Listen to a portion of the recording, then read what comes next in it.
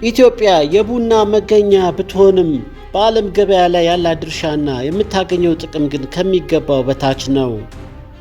ዝርዝር ዳሰሳ እነሆ። አንደኛ፣ ኢትዮጵያ ቡና በዓለም ገበያ የዋጋው ተወዳዳሪነት ንጽጽር።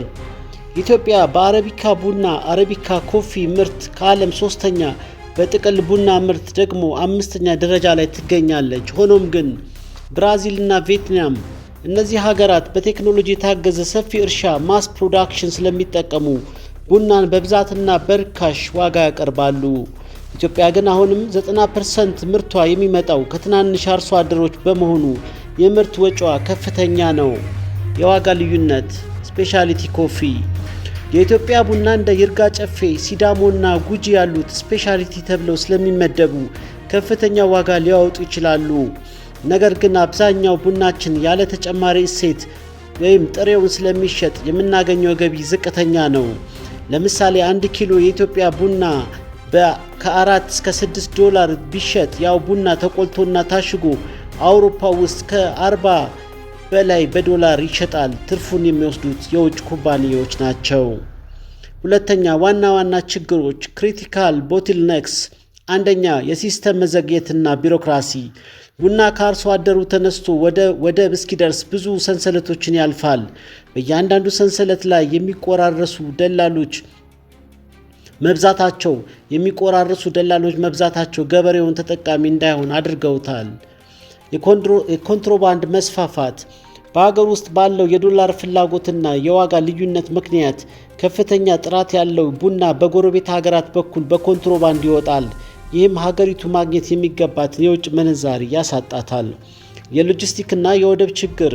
ኢትዮጵያ የባህር በር ስለሌላትና የየብስ ትራንስፖርት ውድ በመሆኑ ቡናችን ለገዢዎች ሲቀርብ የመጓጓዣ ወጪው ተወዳዳሪ እንዳይሆን ያደርገዋል። አራተኛ፣ ጥራትና አያያዝ። አሁንም ድረስ የቡና አቆላልና አሰባሰብ በባህላዊ በመሆኑ በዓለም ገበያ የሚፈለገውን ወጥ የሆነ ጥራት ወይም ኮንሲስታንሲ ለመጠበቅ ፈተና አለ። ሶስተኛ፣ ሊሻሻሉ የሚገባቸው ነጥቦች፣ መፍትሄዎች። እሴት መጨመር ቫልዩ አዲሽን።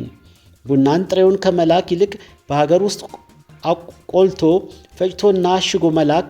ብራንዲንግ። ይህ የዶላር ገቢውን በ3 እና 4 እጥፍ ያሳድገዋል። የዲጂታል ግብይት። የኢትዮጵያ ምርት ገበያ ኢሲኤክስ ወጣቶችና ቴክኖሎጂን በመጠቀም ገበሬውን በቀጥታ ከዓለም ገዢ ጋር የሚገናኝበት መንገድ ዳይሬክት ትሬድ ማመቻቸት። የዶላር ተመን ማስተካከያ። በቅርቡ የተደረገው የገንዘብ ምንዛሪ ለውጥ ላኪዎች በህጋዊ መንገድ እንዲልኩ ሊያበረታታ ይችላል። ነገር ግን ይህ ለአርሶ አደሩ መትረፍ አለበት። የብራንድ ጥበቃ። የኢትዮጵያ ቡና ስሞች ሲዳሞ፣ ይርጋ ጨፌ በዓለም አቀፍ ደረጃ በባለቤትነት ተመዝግበው ጥቅማቸው መጠበቅ አለበት።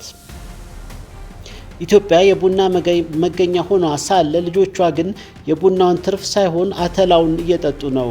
ባንኮች ለቡና ላኪዎች ቢሊዮኖች ያበድራሉ። ቴሌ ከቡና ሽያጭ የሚመጣውን ዶላር ይፈልጋል። ነገር ግን ያ ቡና የሚመጣበት አርሶ አደርና የቡናው ዘርፍ የሚያዘምነው ወጣት የፋይናንስ ድጋፍ አያገኙም። ቡናችን ቆልተንና አሽገን መላክ ስንጀምር እንጂ ጥሬውን እየላክን የሀገሪቱን ድህነት መቀየር አንችልም። እስቲ በመቀጠል የኢትዮጵያ ቡና ዋና ገዢዎች እነማን እንደሆኑ፣ እንዴት እኛን እንደሚጠቀሙብንና መፍትሄው ምን እንደሆነ በዝርዝር እንመልከት። አንደኛ፣ የኢትዮጵያ ቡና ዋና ገዢ ሀገራት። እንደ ኢትዮጵያ ቡናና ሻይ ባለስልጣን መረጃ የኢትዮጵያ ቡና በብዛት የሚገዙት የሚከተሉት ሀገራት ናቸው።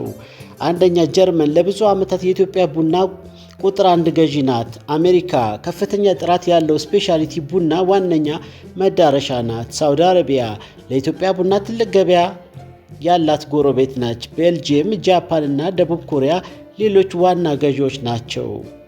የሀብታሞች ተንኮል። እኛ ጥሬውን እነሱ ትርፉን። እዚህ ጋ ነው። እንደ ጀርመን እና ቤልጂየም ያሉ ሀገራት የራሳቸውን የቡና ዛፍ የላቸውም። ነገር ግን ከኛ ጥሬውን ቡናን በዝቅተኛ ዋጋ ገዝተው በፋብሪካ አቀነባብረው ቆልተውና አሽገው መልሰው ለዓለም ገበያ በማቅረብ ከኛ በላይ ያተርፋሉ። ለምሳሌ ጀርመን ከዓለም የቡና ኤክስፖርት ገቢ ከፍተኛ ድርሻ ካላቸው ሀገራት አንዷ ናት። ይህ የሚሆነው ግን የኛን የሌሎችን ሀገራት ቡና ቫልዩ አድ እሴት በመጨመር መልሳ ስለምትልክ ነው። እኛ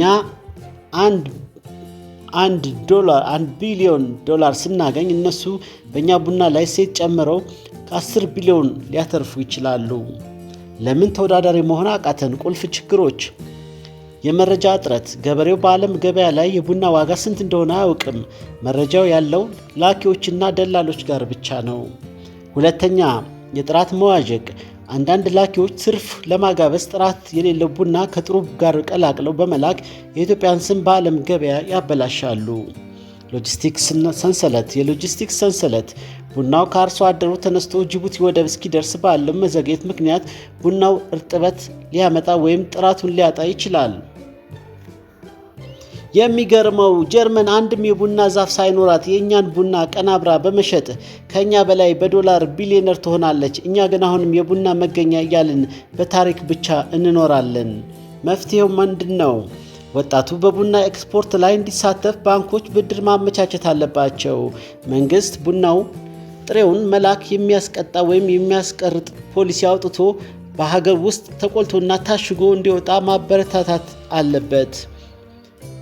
የኢንተርኔት ዋጋ መርከስ አለበት። ምክንያቱም ገበሬው እና ወጣቱ የዓለምን የቡና ዋጋ በየቀኑ በስልካቸው መከታተልና በቀጥታ ለገዢዎች መሸጥ ስላለባቸው ነው። የኢትዮጵያ ቡና የኢትዮጵያን ሕይወት ካልቀየረ መገኛነታችን የታሪክ ማስታወሻ እንጂ የኢኮኖሚ ምንጭ ሊሆን አይችልም።